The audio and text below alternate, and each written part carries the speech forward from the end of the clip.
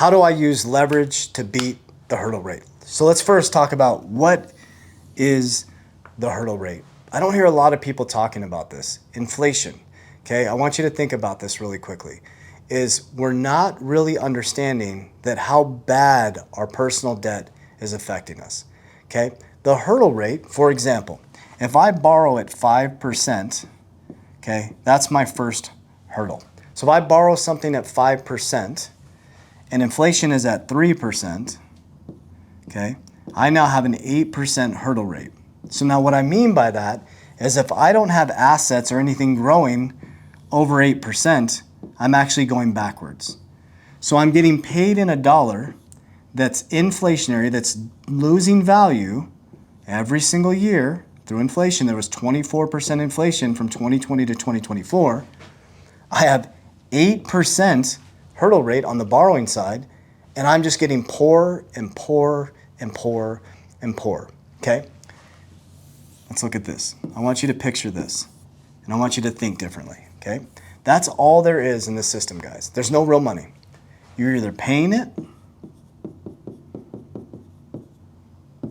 interest, or you're earning it. That's it. Okay, so that should take us into a deep conversation around hurdle rates.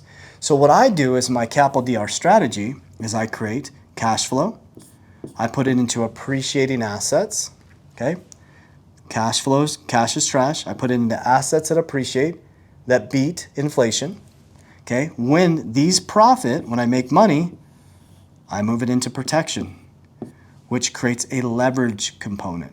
Okay, then what I do, so check this out. I'm creating cash flow. My cash flow is going into assets. These go up in value. We take some profit. We put it into cash value life insurance, which creates protection. So if I have $100,000 sitting in my cash value life insurance, and it's been marinating there for a couple years, right? I now can leverage this at low interest around 5%. So there's my hurdle rate, 5%, okay?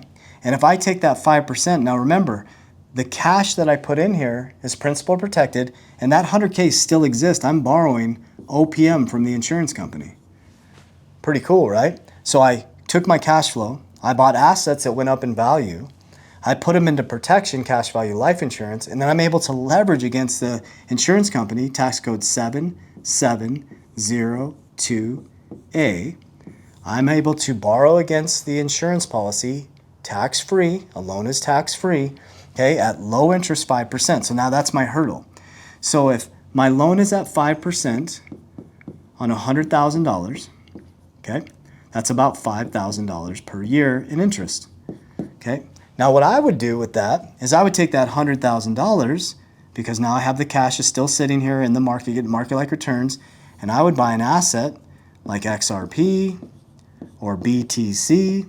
Now imagine, BTC has beat every single asset class over the last 10 years, has grown 50% on average for the last 10 years, okay? So now by 2029, I know for a fact, if I was to put $100,000, in my belief, doing your own research, that if I put $100,000 by 2029, I guarantee that I'm gonna make $100,000 on top of that, okay? That's what I believe, okay? Because my Bitcoin grew 200% over the last, since 2020, my XRP 800%. But the thing is, there's no risk on this side. The leverage that I'm doing doesn't have to be paid back. It comes off my death benefit.